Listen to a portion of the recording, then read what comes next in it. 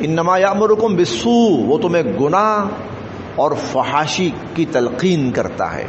वो चाहता है कि तुम गुनाह के मुर्तकिब हो और वो चाहता है कि तुम बेहयाई के मुर्तकिब हो। ये दो बातें तो हो गई। व अन तक़ूलू अलल्लाहि मा ला तअलमून, और ये कि तुम अल्लाह के बारे में वो बातें कहो जो तुम नहीं जानते। इसका मतलब यह है कि अक़वाम कौमें करती क्या रही हैं, एक चीज़ को खुद अपनी आदत बनाती थी और बाद में कहती थी ये हमारी मजहबी तालीम है, हमारा मजहब हमें कहता है कि हम ये काम करें। और मजहब क्या होता है? अल्लाह का हुक्म। गोया वो कहना ये चाहते थे कि अल्लाह हमें कह रहे हैं कि हम ये चीज़ खाएं और ये चीज़ ना खाएं, ये चीज़ इस्तेमाल करें। और हम 8वें पारे में पढ़ेंगे इंशाअल्लाह, मुशरिकीन मक्का ने अजीब व गरीब शक्लें बनाई हुई थी हलाल और हराम की। उनमें से एक शक्ल यह भी थी कि